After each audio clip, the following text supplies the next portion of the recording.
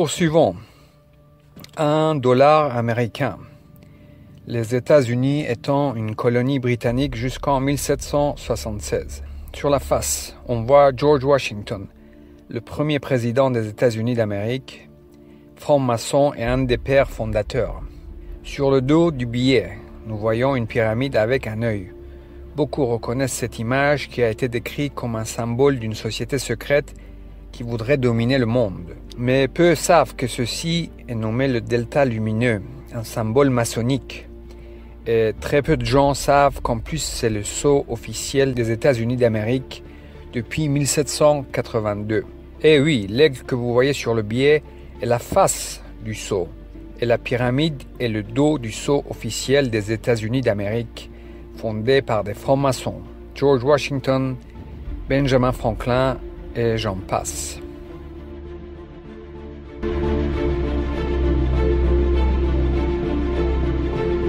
Olive branch, and I think this really signifies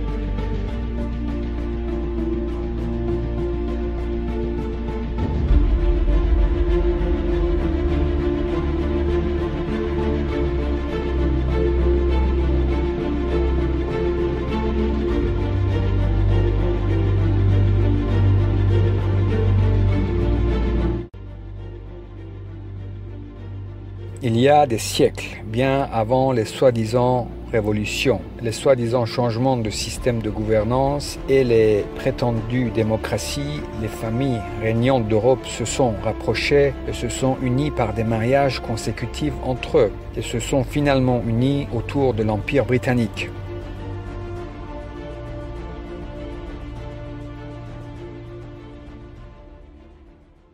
Ils se sont unis autour de l'Empire britannique et nous allons voir ici à quel point ils sont proches. Ici, nous voyons George V avec sa petite-fille, la reine Élisabeth d'Angleterre. Donc ce George V avait une sœur qui s'appelait Maud, qui a eu un fils qui était le roi de Norvège, Olaf V, et Olaf V a eu un fils, Harald V, l'actuel roi de Norvège, cousin de la reine Élisabeth d'Angleterre. Nous voyons à nouveau George V. George V avait un oncle qui s'appelait le prince Arthur, qui a eu une fille qui s'appelait Margaret. Et Margaret a eu une fille qui s'appelait Ingrid de Suède. Et Ingrid a eu une fille, Margaret II, l'actuelle reine du Danemark, cousine de la reine Élisabeth. Ce même Margaret, la cousine de George V, était aussi la mère de Gustave Adolphe, qui a eu Charles XVI Gustave, l'actuel roi de Suède, cousin de la reine Élisabeth. George V avait aussi une tante qui s'appelait la princesse Béatrice. Celle-ci a eu une fille qui s'appelait Victoria Eugénie, qui a eu un fils, Juan de Bourbon, qui était le père de Juan Carlos, le roi d'Espagne, et actuellement Felipe, qui est le roi d'Espagne. Et comme nous avons vu tout au début, George V avait un cousin germain, le tsar de la Russie. Leur mère était sœur. Alexandra de Danemark était la mère de George V, et sa sœur Maria était la mère de Nicolas II, le tsar de la Russie. Ici nous voyons Maria et son fils Nicolas II et les 5 enfants de Nicolas II. Et George V a eu plusieurs fils. Il a eu le père de la reine Elisabeth, George VI, mais il avait aussi un fils qui s'appelait George de Kent. Ce dernier a eu un fils qui s'appelle Prince Édouard de Kent. Et nous allons voir qui est Édouard de Kent.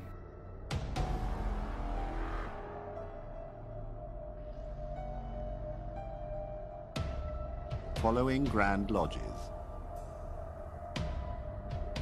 The Grand Lodge of New Zealand.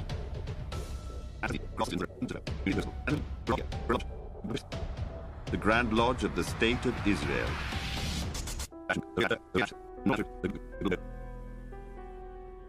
The Grand Lodge Alpina of Switzerland.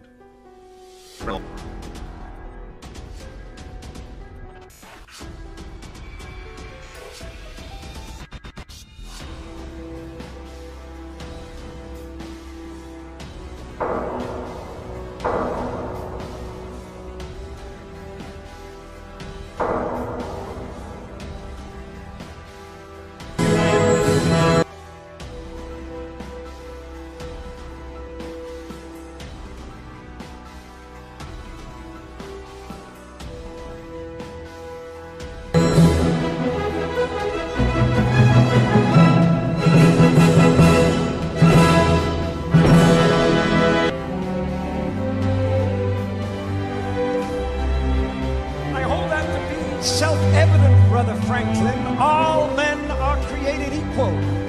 Indeed, Brother Washington. All Freemasons meet as equals, and we have an opportunity to create a nation in the very essence of Masonic morality. With freedom and tolerance of all religions and moralities that no government can oppress.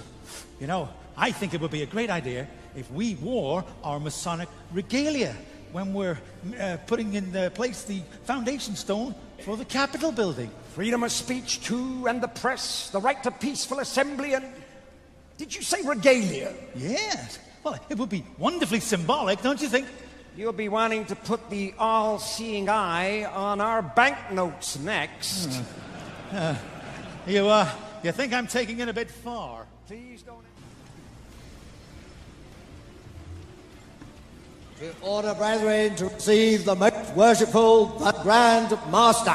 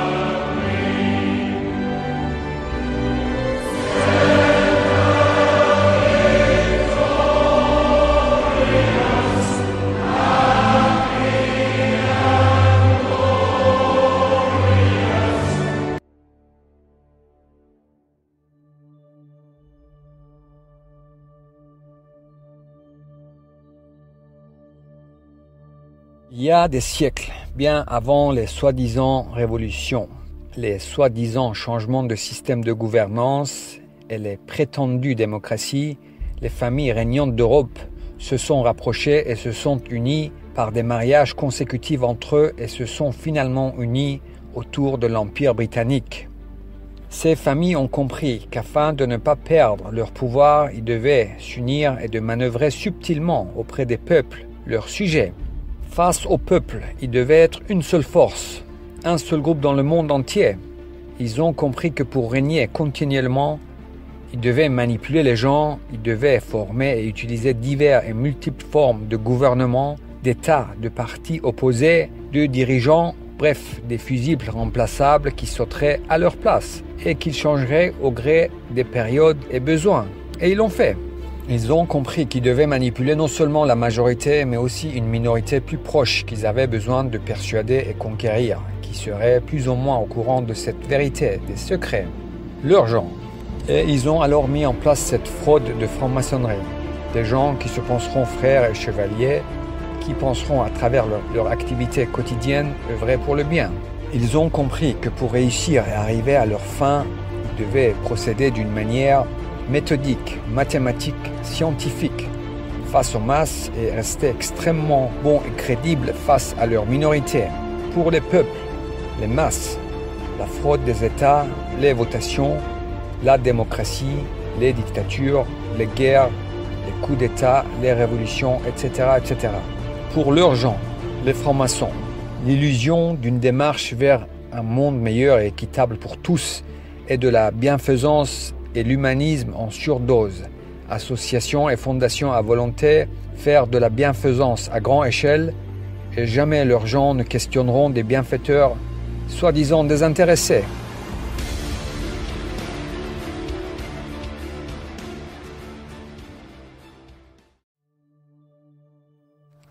Ils se sont entendus dès le départ. Principe premier. Tout sera sous leur contrôle, tout. Personne n'aura le contrôle de l'argent dans le monde sauf eux.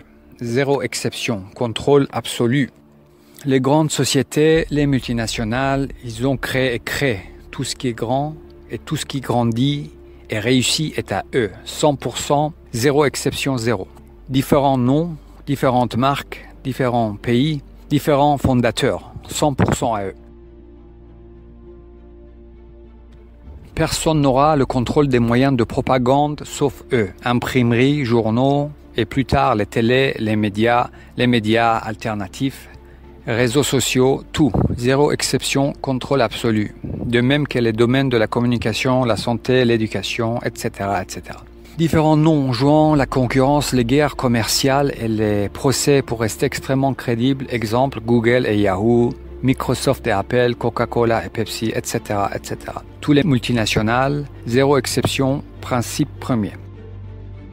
Bien ficelés et bien dirigés de manière méthodique, scientifique, les gens penseront vivre dans un monde divisé par des États et des régimes plus ou moins autoritaires ou démocratiques, alors qu'un seul groupe dirige et décide de quels gens de quel pays doivent bien vivre, quels gens de quel pays doivent travailler plus, quels gens de quel pays doivent souffrir économiquement, etc., etc.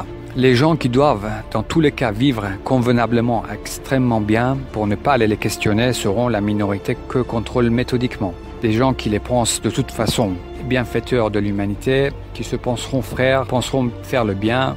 Personne ne parlera, tous bien entourés, s'espionnant les uns les autres, et la fraude les espionnant tous, bien consignés, et maintenant les bracelets connectés pour leur bien et le bien des gens.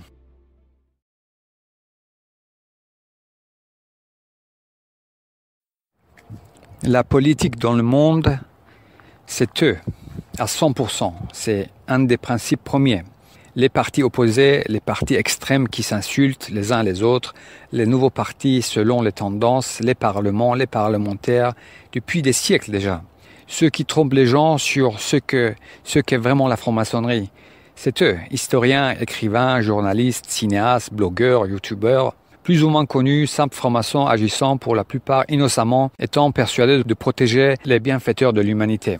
Ceux qui connaissent ces secrets n'ont aucune raison de vouloir les divulguer. Ils ont au minimum une vie décente, ils vont pas les laisser leurs gens dans le malheur, sinon ils questionneraient les choses.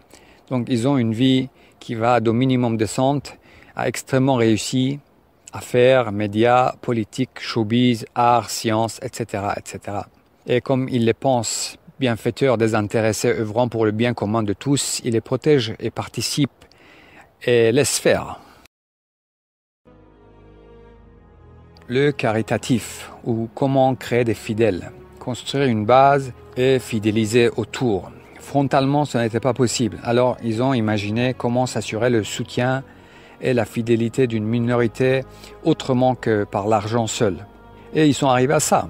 À travers leurs tâches quotidiennes, ceux qui feront le bien tous les jours dans des structures mises en place par eux les penseront bons, des bienfaiteurs désintéressés.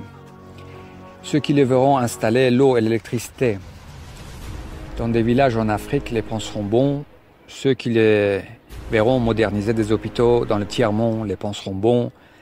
Ceux qui les verront aider dans des villages en Afrique les penseront bon.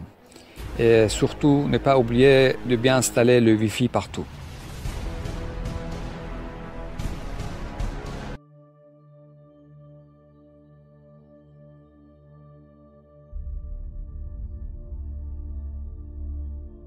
À travers leur acte humanitaire, ils montrent par intérêt une volonté de vouloir faire le bien et aboutir à quelque chose de mieux pour tous.